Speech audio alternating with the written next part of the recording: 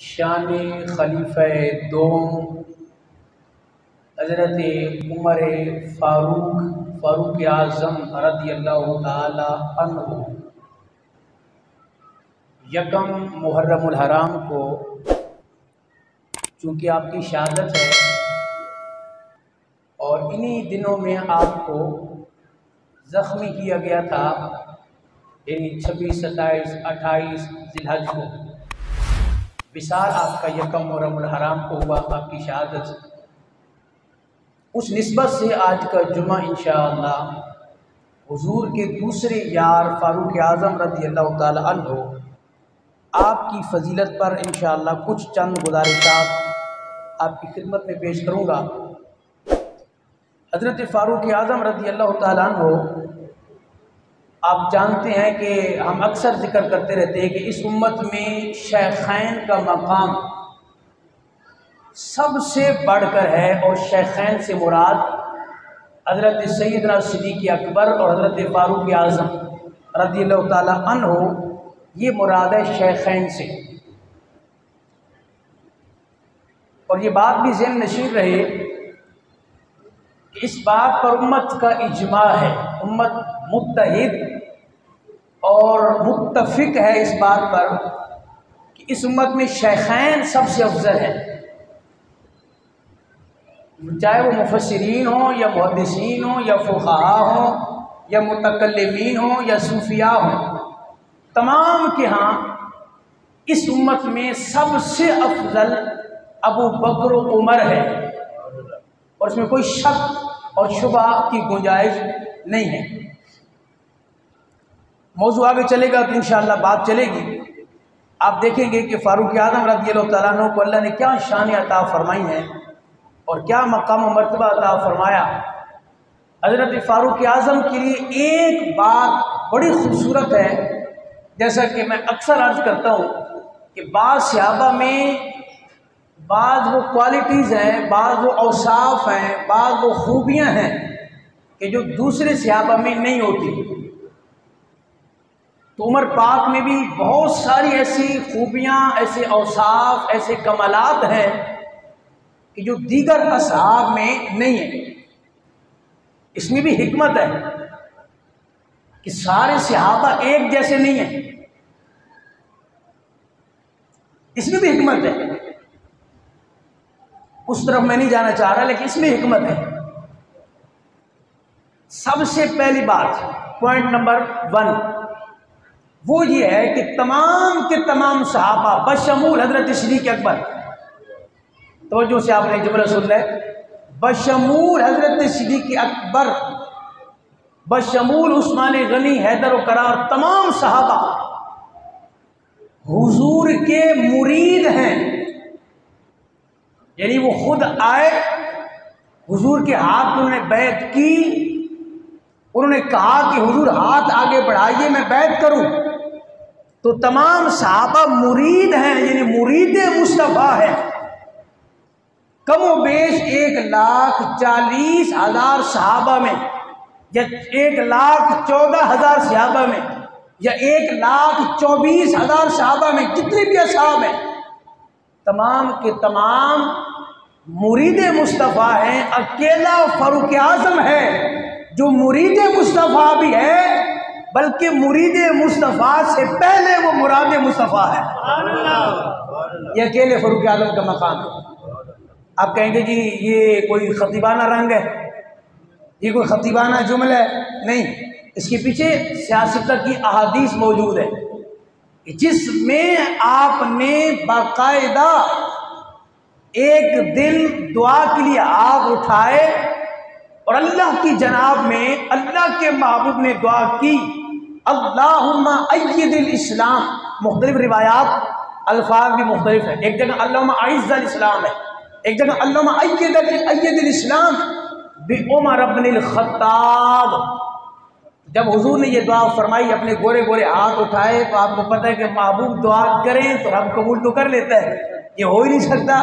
آپ کیسے اندازہ لگائیں، حضور دعا فرما رہے ہیں یا اللہ عمر بن خطاب کے ذریعے اسلام کی مدد فرما، اور دوسری روایت میں عمر بن خطاب کے ذریعے اسلام کو عزت عطا فرما، اسلام کو عظمت عطا فرما۔ تو باقی مرید ہیں، یہ مراد بھی ہیں اور مرید بھی ہیں، مرید تو ہیں ہی ہیں، لیکن پہلے آپ مراد ہے کہ پہلے محبوب نے جن کو رب سے مانگا ہے، رب سے لیا ہے، وہ حضرت عمر بن خطاب ہے۔ کتنی بڑی شان ہے آپ کی کہ حضور مانگ رہے ہیں کہ یار عمر بن خطاب مجھے دے دے، عمر بن خطاب کو اسلام قبول کرنے کی ان کو ہدایت دے دے، توفیق دے دے، یا اگر اسلام ترقی کرے اس کی عمر بن خطاب چاہیے۔ اللہ اکبر، اس کی گہرائی میں آپ جائیں تو آپ کو لطف آئے گا کہ یہ کتنی بڑی بات ہے کہ رب کے محبوب جس کو مانگ رہے ہو، مانگنے والے محبوب کی ذات ہوں، دینے والا اللہ کی ذات، اور جس کو مانگا جا رہا ہے وہ عمر بن خطاب ہوں، تو آپ اندازہ لگا سکتے ہیں کہ کتنی بڑی ہستی ہے، کتنا بڑا مقام ہے۔ ایک اور بات، پوائنٹ نمبر 2، وہ یہ ہے کہ ہر ایک کو عزت ملی ہے اسلام کے ذریعے سے، ہر ایک کو عظمت ملی ہے اسلام سے، ہر ایک کو رتبہ ملا ہے اسلام سے، ہر ایک کو کچھ دیا ہے اسلام نے۔ تو یہ جو عزت کا تصور ہے کہ اسلام عزت دے رہا ہے، یہ تو کتابیں بھری پڑی ہیں، سب کو پتہ ہے کہ اسلام نے عزت دی ہے سب کو، لیکن حضور فرما رہے اللہم اعز الاسلام بعمر بن الخطاب، عمر بن خطاب کے ذریعے سے اسلام کو عزت دے۔ اس پر علماء نے تفصیلی بات کی ہے، میں ایک جملہ عرض کر دیتا ہوں۔ فرماتے ہیں محدثین دیکھیں کیا علم ہے اور کیا شان ہے علماء کی بھی۔ کہتے ہیں بعض وہ لوگ ہوتے ہیں کہ جن کو اسلام عزت دیتا ہے، اور اکثریت کا یہی ہوتا ہے، اسلام عزت دیتا ہے، لیکن کہا اس امت میں بعض وہ رجال، بعض وہ شخصیات، بعض وہ ذوات بھی گزری ہیں کہ جو اسلام کو عزت دیتی ہیں۔ ان میں سے ایک عمر بن خطاب ہے جن کی وجہ سے اسلام کو عزت ملی ہے۔ اللہ اکبر، آپ اسے اندازہ لگائیے کہ عمر بن خطاب کس قد کی شخصیت ہے، اور یہ قد سے مراد ہے دینی قد۔ ویسے آپ کا قد ویسے بہت بڑا تھا، روایات کے اندر موجود ہے، جب آپ چلتے تھے محسوس ہوتا تھا ساتھ والے بیٹھے ہوئے ہیں، اتنا بڑا قد، ایسی بڑی شخصیت۔ لیکن یہ میں قد دوسرے قد کی بات کر رہا ہوں کہ شریعت میں، دین میں آپ کا تقوی کے لحاظ سے، عزت و عظمت کے لحاظ سے آپ کا کتنا بڑا قد ہے، بہت قد آور شخصیت ہے عمر بن خطاب۔ اچھا، آپ نے اسلام قبول کیا تو جیسے میرے آقا نے فرمایا تھا نا کہ اسلام کو عزت دے عمر بن خطاب کے ذریعے، آپ کو پتہ ہے نا کہ جیسی کلمہ پڑھا، وہ میں واقع بھی مختصراً عرض کرتا ہوں کیونکہ اس میں پھر قرآن بھی آ رہا ہے۔ اللہ اکبر، اس میں قرآن بھی آ رہا ہے، اور قرآن سے ہم سارے الحمدللہ محبت کرنے والے ہیں۔ اس میں بھی روایات مختلف ہیں، بعد میں کوئی اور آیتیں لکھی ہیں، کسی روایت میں اور آیتیں ہیں، کسی میں اور ہیں، لیکن یہ کنفرم ہے جس پر کسی کو کوئی ڈاؤٹ نہیں ہے، عمر بن خطاب حضور کی دعا، اسلام لانے کا سبب حضور کی دعا، اور دوسرا رب کا قرآن، یہ دو باتیں ہی آپ کی اسلام قبول کرنے کا سبب بنی۔ ایک تو حضور کی دعا، اور دوسرا قرآن سنا، تو جیسے قرآن سنتے گئے آپ کا دل پسیج گیا، وہ جو پتھر دل تھا آپ کا پتھر، وہ جیسے قرآن سنتے گئے، ابھی اسلام تو قبول ہی نہیں کیا ہے، ابھی دائرہ اسلام میں تو داخل ہی نہیں ہوئے، لیکن قرآن کی پاور اتنی ہے نا کہ کافر بھی سنتا ہے، اثر پھر بھی کرتا ہے۔ یہی تو قرآن کا معجزہ ہے کہ ماننے والوں پہ اثر کرے تو وہ تو کرے ہی کرے، یہی قرآن کا معجزہ ہے۔ جو نہیں ماننے والے، جب قرآن ان کے سامنے پڑھا جاتا ہے، یہ آپ نے واقعہ سنا ہوگا، بہت چلتا رہا پیچھے، کہ یہ جو مصری قاری تھے نا، قاری باسط، تو وہ ایک جگہ چلے گئے، تو وہ اپنی لازمی بات ایک محبت کی بات ہوتی ہے، تو ان کے جو صدر تھے، وہ وزیر اعظم یا صدر تھے، وہ ساتھ لے جاتے تھے کہیں دورے پہ کہ آپ وہاں پہ قرآن کی تلاوت کرنا۔ تو ایک موقع پہ ان کو ساتھ لے گئے، وہاں جا کے انہوں نے قرآن پڑھا، تو کہتے ہیں بہت سارے ایسے لوگ تھے جو سامنے بیٹھے ہوئے تھے جو مسلمان نہیں تھے، کافر تھے، وہ اس میں عورتیں بھی تھیں اور مرد بھی تھے۔ کہتے ہیں میں نے قرآن پڑھا، میں حیران ہوا کہ ان کی آنکھوں سے آنسو جاری ہے، ان کی کیفیت بدل گئی ہے۔ میں نے جا کے پوچھا کہ بھائی آپ تو مسلمان ہی نہیں ہیں، اور دوسرے نمبر پہ آپ کو تو سمجھ ہی نہیں کہ یہ قرآن میں کیا اللہ کیا کہہ رہا ہے۔ کہا ہمیں یہ نہیں پتا، ہم مسلمان بھی نہیں ہیں، اللہ کو ماننے والے بھی نہیں ہیں، ہم محمد کو بھی ماننے والے نہیں، ہم قرآن کو بھی ماننے والے نہیں، لیکن یہ جو کلام آپ نے پڑھا ہے اس میں یہ بات واضح ہو گئی ہے، اس کلام میں کوئی اثر ضرور ہے۔ اللہ اکبر، اس کلام میں کوئی اثر ضرور ہے جس نے ہماری کیفیات کو بدل دیا ہے۔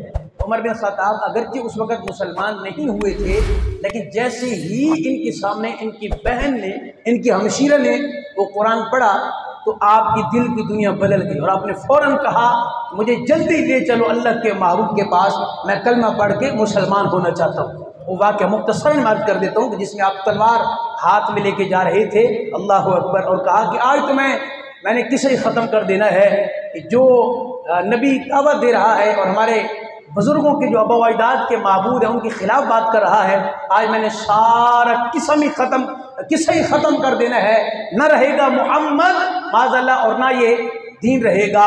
ہاتھ میں تلوار ہے اور بڑے غصے میں جا رہے ہیں، اور باقاعدہ میٹنگ کرنے کے بعد جس کو چنا گیا تھا عمر بن خطاب تھے۔ میٹنگ کے بعد چنا گیا تھا کہ کون ہے جو محمد کا سر قلم کر کے لائے، معاذ اللہ ثم معاذ اللہ۔ عمر بن خطاب کو سب نے کہا کہ جب آپ کھڑے ہوئے سب نے کہا ہاں یہ صحیح ہے، طاقتور بھی ہے، بہادر بھی ہے، شجاع بھی ہے، جوان بھی ہے، غصہ بھی ہے، سب کچھ ہے، یہی جا سکتا ہے اور ان کا جو ہے وہ سر قلم کر سکتا ہے معاذ اللہ۔ تو ہاتھ میں تلوار اور ننگی تلوار ہے اور اس انداز سے جا رہے ہیں۔ آگے ایک صحابی ملے کہ کدھر جانے کا ارادہ ہے؟ انہوں نے کہا جی میں یہ ارادہ لے کے جا رہا ہوں۔ انہوں نے کہا جی آپ کو تو پتہ ہی نہیں ہے، اسلام تو آپ کے گھر کے اندر جا چکا ہے۔ چونکہ اس وقت تک ان کے بہنوئی نے اور ہمشیرہ نے واضح نہیں کیا تھا کہ ہم اسلام قبول کر چکے ہیں۔ حضرت عمر بن خطاب رضی اللہ تعالیٰ عنہ جب صحابی سے یہ بات سنی نا، عمر بن خطاب بعد میں جانا محمد کے پاس، پہلے اپنے گھر کی خبر لے، تیرے گھر والے اسلام قبول کر چکے ہیں، اس محمد کا کلمہ پڑھ چکے ہیں، تو بڑے غصے میں بڑے جلال میں جا رہا گئے، لیکن اپنے گھر کی خبر لے، جس کو ختم کرنے جا رہا گئے اس کا کلمہ، اس کے نعرے، اس کا ذکر تو تیرے اپنے گھر میں ہو رہا گئے۔ بڑا غصہ آیا، جا کہیں اور رہے تھے، پتہ چلا تو جناب مڑ پڑے ادھر، واپس پلٹے اپنے بہنوئی کے گھر کی طرف، اپنے بہن کے گھر کی طرف۔ دروازے پہ عمر پہنچے، غصہ پڑا گئے، عمر بڑے غصے والا، دروازے پہ پہنچے، پتہ چل گیا عمر آ گیا۔ جب دروازے پہ دستک دی، آواز دی، دروازہ اندر سے بند۔ آپ کو معلوم ہے عمر بن خطاب کے اسلام لانے سے پہلے جو بھی کلمہ پڑھتا تھا اپنے کلمے کو چھپا کے رکھتا تھا، اعلان کرنے کی دعوت نہیں تھی، اعلانیہ کلمہ پڑھنے کی دعوت نہیں تھی۔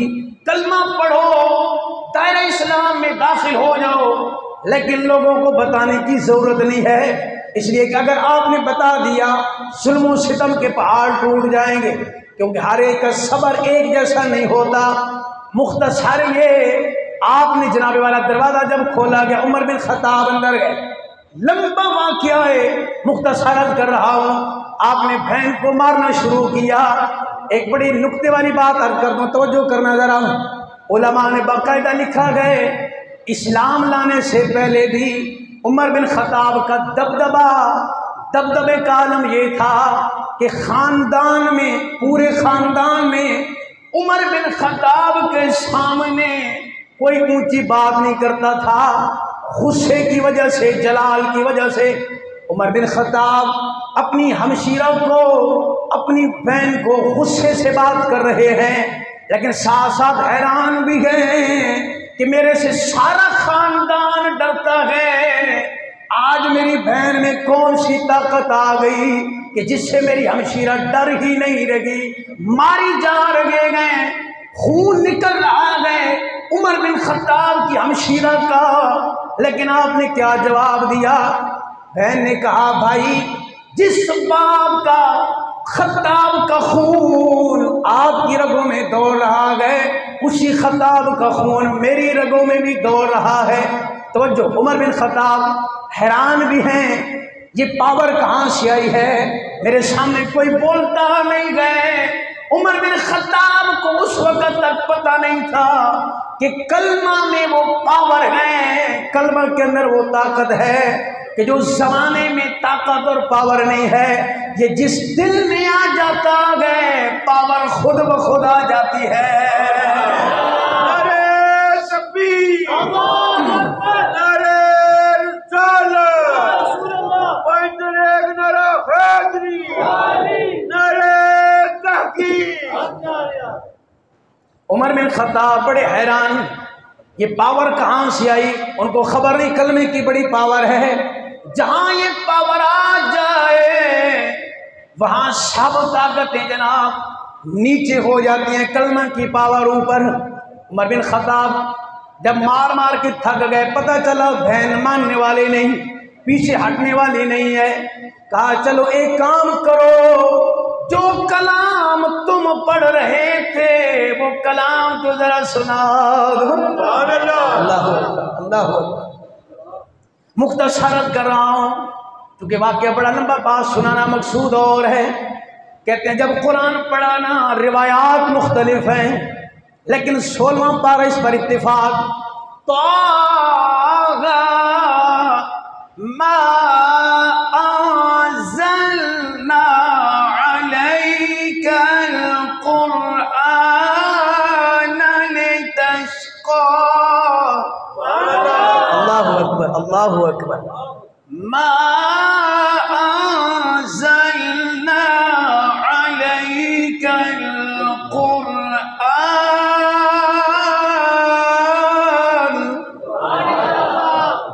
اللہ اکبر اللہ اکبر، ما انزلنا علیک القرآن لتشقى۔ اللہ اکبر۔ عمر بن خطاب قرآن سامنے پڑھا جا رہا ہے، آپ ذرا سوچیں نا، ابھی تازہ تازہ قرآن اترا گئے، قرآن پڑھا گیا، علماء کہتے ہیں جیسے جیسے قرآن پڑھا جاتا رہا سارا کفر دھلتا گیا، وہ ساری تاریکیاں مٹتی گئیں، ساری ظلمتیں مٹتی گئیں۔ قرآن کے اندر یہ پاور، قرآن کے اندر یہ طاقت ہے، قرآن پڑھا جا رہا ہے لیکن خالی قرآن نہیں پڑھا جا رہا، قرآن اپنا اثر دکھا رہا ہے۔ پتھر دل عمر ہے لیکن جب قرآن پڑھا گیا وہ پتھر دل نرم ہوا۔ ہمشیرہ نے دیکھا عمر کی آنکھوں میں آنسو آ گئے ہیں۔ اب جو صحابی قرآن پڑھا رہے تھے وہ سامنے آئے، انہوں نے کہا عمر تمہیں مبارک ہو، میں نے کل حضور کی مجلس میں حاضر تھا، میرا کا ہاتھ اٹھا کے دعا کر رہے تھے، اللہم اید الاسلام بعمر بن الخطاب۔ عمر میرے محبوب کی دعا قبول ہو گئی ہے، لگتا ایسے گئے جو کل آمنہ کے لال نے دعا کی ہے رب نے قبول کر لی ہے۔ اللہ اکبر اللہ اکبر اللہ اکبر۔ یہ ہے عمر بن خطاب، اور یہ ہے قرآن کی پاور، قرآن کی طاقت ہے۔ اور یہاں تو دو چیزیں مل گئی ہیں، ابھی بھی آپ اسلام قبول نہ کرتے، یہاں تو دو طاقتیں جمع ہو گئی، ایک اللہ کے محبوب کی دعا اور دوسرا قرآن کی پاور۔ ابھی بھی اسلام قبول نہ کرتے تو پھر کب کرتے؟ بہرحال حضور کی خدمت میں حاضر ہوئے، آپ نے کلمہ پڑھا، آپ نے عرض کیا کہ جو میں سنانا چاہ رہا ہوں، حضور کیا ہم حق پر نہیں ہیں؟ کیا ہم سچے نہیں ہیں؟ حضور نے فرمایا بالکل عمر ہم حق پر ہیں، ہم سچے ہیں۔ عرض کہ حضور پھر ہم چھپ کر نماز کیوں پڑھیں؟ اپنے کلمے کا اعلان کیوں نہ کریں؟ جہاں تو اذان ہونی چاہیے باہر، اور ہم چھپ کے نماز پڑھ رہے ہیں، کیا حق پر نہیں ہے؟ جی عمر حق پر ہے، لیکن بات یہ ہے کہ ابھی ہم تھوڑے ہیں، 39 تھے، عمر پاک کے بعد 40 ہو گئے۔ تو فرمایا کہ بات صرف یہ ہے کہ میں یہ چاہتا ہوں، حضور نے فرمایا کہ میرے غلاموں کو کوئی تکلیف نہ دے، کوئی مارے نہ، ظلم و ستم نہ کرے۔ نہیں حضور ہم حق پر ہیں، تو آج انشاءاللہ حق واضح ہوگا انشاءاللہ۔ حضور نے فرمایا ٹھیک ہے۔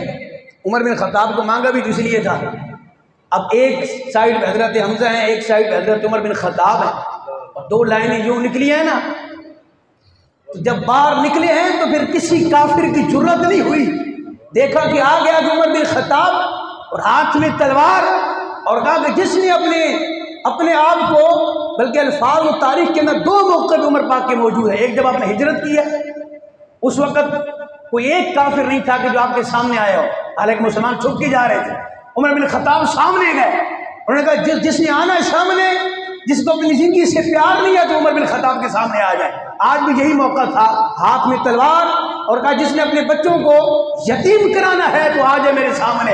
اگر کسی کی جرأت نہیں ہوئی، جب یہ معاملہ ہوا عمر بن خطاب کے اسلام قبول کرنے کے بعد، تو صحابہ نے ایک نعرہ بلند کیا، اور اس آواز سے نعرہ تھا کہ کہتے ہیں مکہ کی دیواریں گونج گئی تھیں نعرہ تکبیر سے۔ اور جب عمر بن خطاب اس انداز میں نکلے ہیں تو اس وقت آپ کو لقب یہ ملا فاروق اعظم۔ کیا مطلب؟ کہ عمر وہ ہے جس کے اسلام لانے کے بعد حق اور باطل میں فرق ہو گیا ہے۔ اللہ اکبر۔ حق اور باطل میں جس ہستی نے فرق کیا ہے وہ فاروق اعظم ہے۔ میں کہتا ہوں آج ان لوگوں سے جن کا نظریہ اصحاب کے بارے میں کچھ اور ہے، جن کی رائے اور جن کا عقیدہ صرف تاریخ پر کھڑا ہے، اللہ کا شکر ہے لاکھ لاکھ ہمارا عقیدہ یا تو قرآن پہ کھڑا ہے یا حدیث پہ کھڑا ہے۔ جن کی عقیدے کی دیوار اور جن کے عقیدے کی عمارت صرف اور صرف فروغی تاریخ پر پڑی ہے، وہ عمر پاک کے بارے میں کیا کیا کہتے ہیں۔ میں نے کہا عمر تو وہ ہے، عمر کے اسلام لانے کے بعد اسلام پتہ چل رہا ہے کہ ہاں اللہ کے نبی یہ ہیں اور آخری نبی ہیں، اور یہ ہے اسلام، ان الدین عند اللہ اسلام۔ تو فاروق اعظم کا لقب آپ کو عرش سے ملا ہے، رب سے ملا ہے، اور جبریل کو آنا پڑا ہے۔ محبوب خالی عمر تھا، لیکن آج عمر نے جس انداز میں اسلام کی دعوت دی ہے اور اسلام کو بالکل کھلا کلمہ پڑا ہے، آج سے یہ خالی عمر نہیں رہا، قیامت تک عمر بھی عمر ہے، لیکن اس کو لقب فاروق اعظم کا مل رہا ہے۔ یہ فاروق اعظم ہے۔ اللہ اکبر، اللہ اکبر۔ اور آپ کو پتہ ہے نا، یہ اتنا موضوع بڑا تفصیلی ہے کہ اس پہ آپ گھنٹوں لگ رہے ہیں تو ختم نہیں ہوگا۔ 18 یا 20 آیات وہ ہیں، آپ اندازہ لگائیے 18 یا 20 آیات وہ ہیں۔ عمر بن خطاب نے جیسے سوچا، آپ نے محبوب کی برگاہ میں جا کے جیسے کہا، علماء نے لکھا ہے کہ قربان جائیے میرے عمر بن خطاب کی عقل پر، قربان جائیے عمر بن خطاب کی سوچ پر، قربان جائیے عمر بن خطاب کے نظریے پر، آپ کی طہارت پر، آپ کی پاکیزگی پر، آپ کی خرد پر، آپ کی عقل پر، آپ کی سوچ پر، کتنی پاکیزہ سوچ ہے۔ عمر بن خطاب حضور کی بارگاہ میں جا رہے ہیں اور جا کے عرض کرتے ہیں، 18 یا 20 مواقع میں نے عرض کر دیا، امام جلال الدین سیوطی علیہ رحمہ نے 17 مقام لکھے ہیں، بعد میں 18 اور بعد میں 20 آیتیں وہ ہیں۔ توجہ سے سنیے گا۔ عمر بن خطاب حضور کی بارگاہ میں گئے، جی عمر کیسے آنا ہوا؟ جی حضور فلاں کام ایسے ہونا چاہیے، جیسے کہ مثال کے طور پہ فرمایا کہ محبوب یہ جو صفا مروہ ہے نا، یہ اللہ کی ایک نشانی ہے، یہ ایک نشانی کے طور پر ہم اس کو یاد رکھیں تو کیا ہی بات ہے۔ عمر نے ادھر حضور سے بات کی ہے کہ صفا مروہ نشانیاں ہیں، قربان جائے عمر کی زبان پر، عمر وہ ہے جس کی زبان پر حق بولتا ہے حضور کی حدیث کے مطابق۔ ادھر عمر خاموش ہوئے، ابھی کوئی گھنٹے نہیں گزرے تھے، ابھی لمحہ گزرا، جبریل حضور کی بارگاہ میں، جی جبریل کیسے آنا ہوا؟ جبریل عرض کرتے ہیں حضور سلام بھی عرض کر رہا ہوں، اللہ کا بھی سلام پہنچا رہا ہوں، اور ساتھ رب فرما رہا ہے جو زمین پر آپ کے عمر کا فیصلہ ہے، عرش پر رب کا بھی وہی فیصلہ ہے۔ اللہ اب اندازہ تو لگائیے، جو عمر زمین پر سوچ رہے ہیں، جو عمر نے زمین پر کہا ہے، اور یہ ایک موقع نہیں ہے، 20 کے قریب مواقع ہیں۔ مسلمان کی عورتیں جو تھیں وہ پہلے پردہ نہیں کرتی تھی، نہ پردہ لازم تھا۔ ایک دن عمر حضور کی بارگاہ میں آئے، جی عمر کیسے آنا ہوا؟ عرض کی حضور میں یہ چاہتا ہوں کہ ہماری جو عورتیں ہیں یہ عام عورتیں نہیں ہیں، تھوڑا فرق ہونا چاہیے کافروں کی عورتوں میں، مسلمانوں کی عورتوں میں، منافقوں کی عورتوں میں، مشرک جو ہے ان کی عورتوں میں کچھ تو فرق ہو۔ عمر کیا کہنا چاہتے ہو؟ حضور میں یہ چاہتا ہوں کہ ہماری عورتوں کو کوئی دیکھے نہ کہ ہماری عورتیں عام نہیں ہیں، ہماری عورتیں پردہ کریں، حجاب کریں۔ ادھر عمر بن خطاب نے کہا ابھی لمحہ گزرا تھا، کوئی دن نہیں گزرے، آپ تفاسیر کی کتابیں پڑھیں، ابھی عمر خاموش ہوئے، ادھر سے جبریل آئے اور آ کے کہا حضور اللہ سلام بھی کہہ رہا ہے، میں بھی سلام کے لیے حاضر ہوا، اور ساتھ رب کی وحی بھی لے کے اترا ہوں، اور وہ وحی کیا ہے؟ رب فرما رہا ہے جیسے میرا عمر کہہ رہا ہے۔ اور مزے کی بات یہ الفاظ کا بھی فرق نہیں ہے، جس الفاظ سے عمر نے کہا تھا، جن الفاظ کو عمر نے استعمال کیا تھا محبوب کی بارگاہ میں، اللہ نے انہی الفاظ کو قرآن بنا کے اتار دیا۔ اللہ اللہ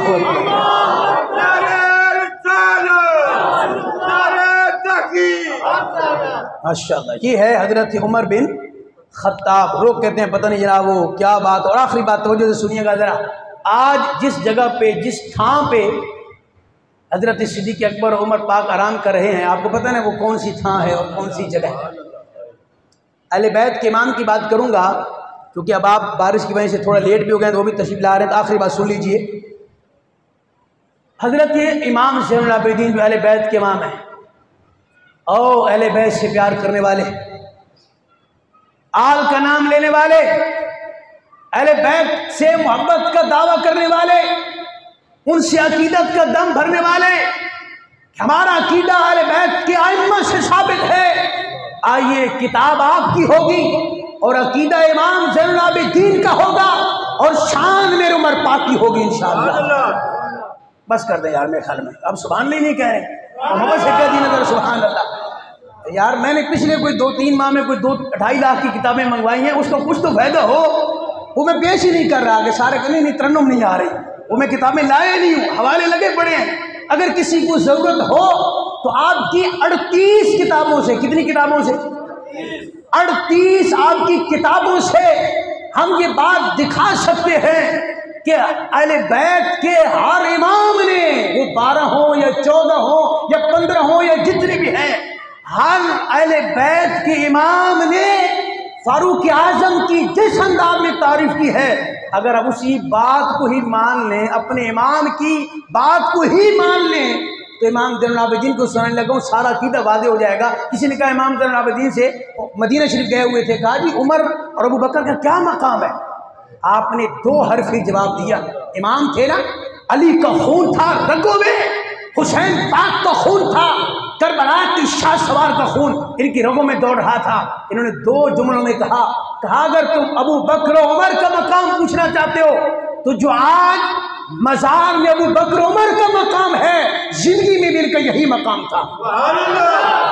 کاش کہ آپ سمجھ جائیں کیا مطلب ہے اس کا، کہ جس طرح آج ابو بکر عمر حضور کے ساتھ لیٹے ہوئے ہیں اور حضور سے جڑ کے لیٹے ہوئے ہیں اور حضور کے پہلو میں لیٹے ہوئے ہیں، اگر مقام دیکھ رہا ہوں تو دنیا میں جب اللہ کے محبوب تھے، ابو بکر عمر تھے، وہ آج بھی ہیں، لیکن ظاہری طور کی بات کر رہا ہوں کہ جو مقام اس وقت ہے نا ساتھ جڑے ہوئے ہیں، دنیا میں بھی ساتھ اسی طرح جڑے ہوتے تھے۔ پیر نصیر الدین کے شعر پہ میں بات ختم کروں گا، یہ میرے ذہن میں نہیں تھا، بہت پیارا شعر ہے۔ وہ کہتے ہیں ابو بکر عمر کا نہیں نام آنے سے، ابو بکر عمر کا لب پر